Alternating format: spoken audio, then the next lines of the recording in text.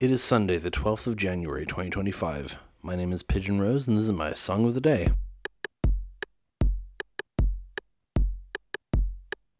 Here we are at the end of the week. I am talking about Sufjan Stevens again. As I mentioned at the start of the week, I'm intentionally bookending this week with Sufjan Stevens. At the start of the week, I talked about Futile Devices, which is the first track on Sufjan's album, Age of Odds. Today, I'm talking about the final track on that album, Impossible Soul. This song is 25 and a half minutes long, and I'm telling you that right now because you might not be in the mood or have the time to listen to a 25-minute song and then listen to me talk about it. I'm already dreading recording it because it's going to take me so long. Although, I'm not going to go through it lyric by lyric, word by word. For one thing, there's a lot of repeating lyrics, so I can't really do that anyway. It would just be boring. But I'm going to try and not talk about it for as long as the song goes on. I also may record it in parts just to make it easier for myself. But yeah, I don't want to give too long of an intro here because I want to just get to the song so we can actually listen to it. So let's go ahead and listen to it now and then come back in a few minutes and talk about it. Well, a few minutes, I say. Come back in 25 and a half minutes and talk about it.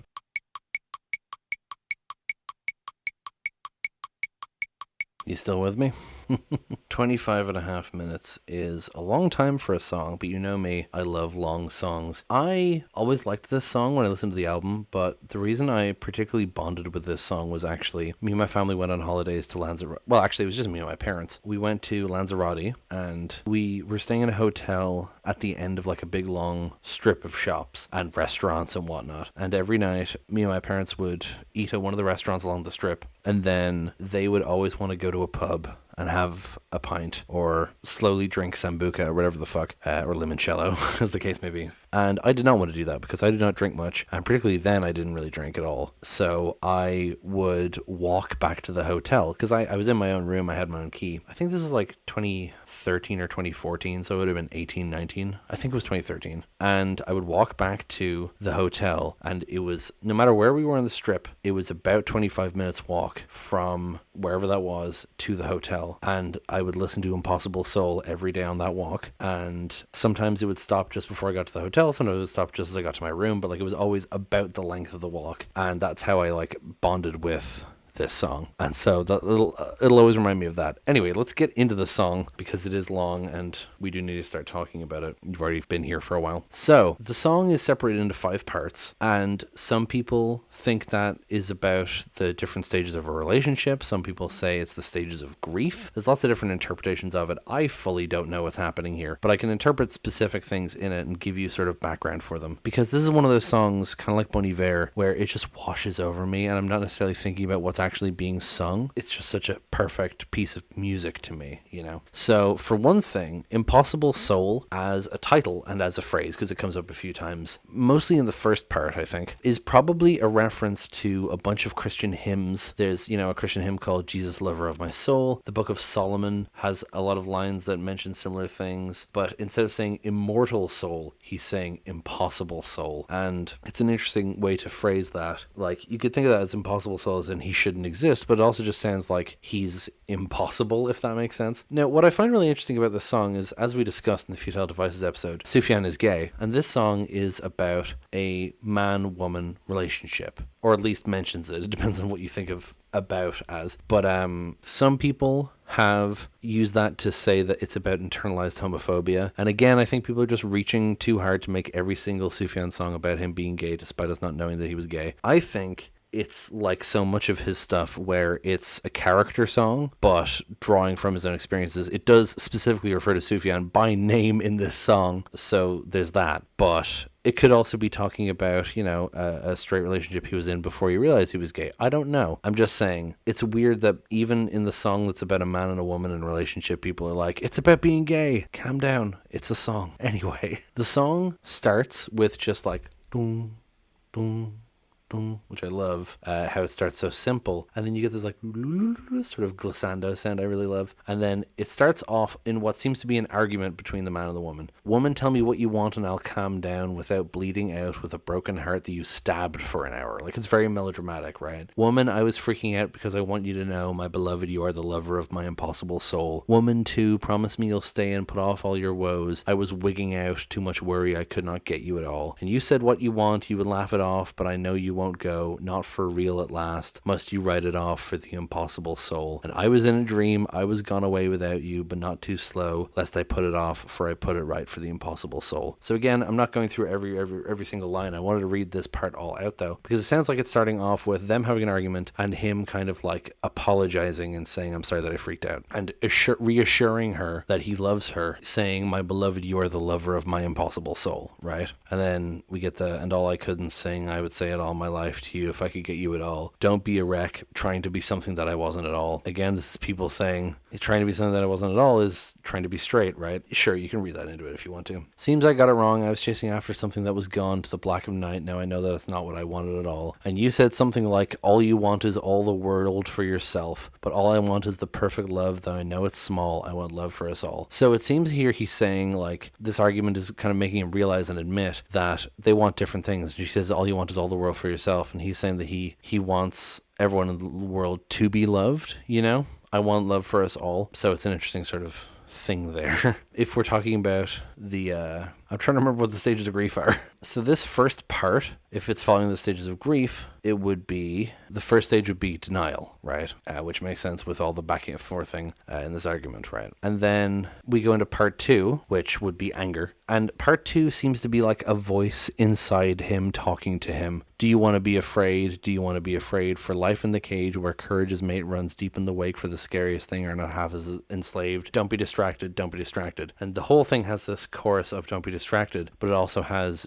do you want to, whatever, do you want to be alone? Do you want to love me more? Have you failed to feel delight? At one point it changes to, and then back to, do you want to be afraid? I really love this section. The female singer here, by the way, is a person called Sharanova. I don't know anything about that person, but that's who is credited as the singer here. A quick Google tells me they're the singer of My Brightest Diamond. Cool. Never heard of them. I should probably check them out because I like her here. But yeah, so this part seems to be about the man sort of reflecting, looking inward, and kind of focusing on his own feelings and figuring out what he wants for himself. So it's his internal voice saying, do you want to be afraid? Do you want to be alone? Do you want to love me more? Have you failed to feel delight? And then you get the voices yelling back, no, I don't want to feel pain, which I love. And that's kind of him talking to himself, I feel. It's him kind of bringing up his own insecurities and then saying, don't be distracted, don't be distracted. It's him trying to get into his head what he's supposed to do, what he's thinking, what he's trying to do. And I love how it has this whole long, don't be distracted. It's one of the many moments in this song that's kind of transitional and transcendent and kind of spacey, you know. I love that. And then it goes into part 3. Part 3 always kind of confused me, and even reading stuff on Genius, I'm not entirely sure what's going on in this part, at least some of it, right? A person on Genius talks about how it relates to Sufjan getting sick during the making of Age of Odds, which is true. He got like an unidentified viral disease that he doesn't know what it was. The doctors didn't know what it was, but he had to stop recording for several months, and that kind of changed the focus of a lot of what he was doing with the album. Someone on Genius says that this part of the song is relating to that, and I can certainly see that with the later part of it, but I don't know about the rest of it, because it's all this stupid man in the window, I couldn't be at rest, all my delight, all that mattered, I couldn't be at rest, from what I liked, from what I gathered, I couldn't be at rest, stupid man in the window, I couldn't be at rest. I don't know what that's about. I have no idea. However, the first time I listened to it, I'll tell you, auto-tune Sufjan going, stupid man in the window, made me laugh. Okay, the comments are saying that it's about drug use or it's about God. Yeah, it's Sufjan. It's either about men or God, right?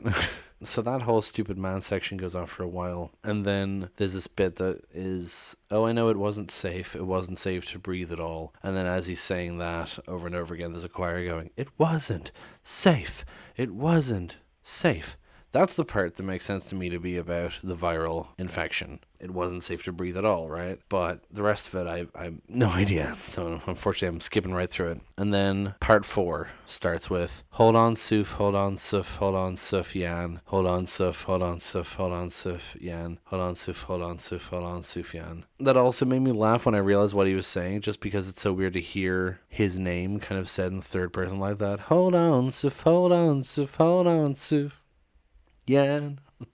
But here, the song kind of starts to pick up steam and get like more energetic, and it's going 1, 2, 3, 4, and it goes into this long section, much like in part 2 when you have the repeating variants of do you want to be alone, do you want to love me more, all that. This part has the repeating thing of it's a long life, better pinch yourself, it's a long life, better hit yourself, it's a long life, only one last chance. It repeats all these variants of lines, so part 2 and 4 are kind of similar in that way. But this one's like, it feels like a motivational song or like a cheerleader thing or something. It's a long life, better pinch yourself, put your face together, better get it right. You know, it feels like the man is kind of like talking to himself saying, get yourself together, basically, right? Put your face together, better get it right. Better stand up straight. Only one last chance. Couldn't get much better. Do you want to dance? It also feels like he could be singing to the girl and talking about having a better relationship. That's what the do you want to dance makes me think of anyway. But then you get this chorus of boy, we can do much more together, which could be the girl singing to him saying, you know, we can have a better relationship.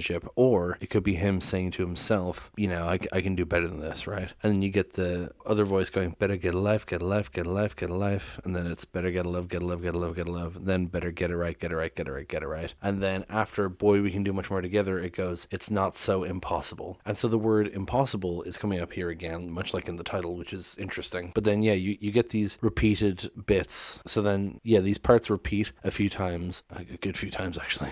And then it turns into, boy, we can do much more together. It's not so impossible. Boy, we can do much more together. It's not so impossible. Repeating over and over again. And then it eventually fades out. And the acoustic instruments come back in, which we haven't heard since Feudal Devices, really. And this is partially why I bookended the week with these two songs. It becomes this like soft acoustic song again. And it sounds like maybe mandolin. I know Sufjan played a lot of banjo in his earlier stuff, but I don't think there's banjo in this. I think it's just like mandolin maybe and acoustic guitar. And it suddenly becomes a very different song. He's kind of referred to this separate part as Pleasure Principle. I don't know if it was written as a separate thing or if he just thinks of it as a separate thing, but anyway. I know it is moved to a different part of the vinyl release for time reasons, which is really weird to me, but anyway. This final part feels like it's the man and woman kind of coming to a conclusion about the whole thing. So it starts off with, I never meant to cause you pain. My burden is the weight of a feather. I never meant to lead you on. I only meant to please me, however. And then you tell me, boy, we can do much more. Boy, we can do much more. Boy, we can do much more together. Boy, we can do much more together. So it sounds like he's kind of apologizing, acknowledging his own faults, and then saying that, you know, boy, we can do much more together is what she says, like, you know, saying that their relationship could have been better, right? And then he continues, I'm nothing but a selfish man. I'm nothing but a privileged peddler. And did you think I'd stay the night? And did you think I'd live you forever? That's a really, I'm nothing but a selfish man. I'm nothing but a privileged peddler. He's acknowledging his own faults. And then, did you think I'd stay the night? Did you think I'd love you forever? It's really hurtful. It shows the kind of disparity in their viewpoints, you know? And then we get the chorus again. And then you tell me, boy, we can do much more. Boy, we can do much more. Boy, we can do much more together. Boy, we can do much more together. And then it goes, I gotta tell you, girl, I want nothing less. Girl, I want nothing less. Girl, I want nothing less than pleasure. Girl, I want nothing less than pleasure. And then it ends with, I gotta tell you, boy, we made such a mess. Boy, we made such a mess. Boy, we made such a mess together. And then it repeats, boy, we made such a mess together as the song fades out. And I think this is really interesting to end this way because she's saying, boy, we can do much more together. And he's saying, I want nothing less than pleasure. And it's this difference in their viewpoints. And then she just says, boy, we made such a mess together. And that's the note it ends on. It's really bittersweet and interesting. Yeah, this discussion isn't actually as long as I thought it would be. But yeah, no, it's just such an interesting song to me. So musically complex, so much happening in it. And I love listening to it when I have the time, especially because of the journey it takes you on in terms of like the tempos and stuff. Like it's got a really interesting arc to it, you know, because it's separated into these 5 parts. I don't think I have much else to say, frankly. I intentionally did like softer acoustic-y songs this week to lead up to this as the big climax. So next week I'm going to try and do kind of more heavier, faster songs just for a bit of contrast, but there's no other real theme to next week. I'm just going to do whatever songs. So that'll be interesting. Thank you so much for sticking with me through this long ass song and probably longer than usual episode. We'll see when I edit it. Yeah. And thank you so much for listening. Please hit like, hit subscribe, leave a comment down below. Tell me what you think. Tell other people about the show. Thank you so much for listening, and I will talk to you tomorrow. Break it down.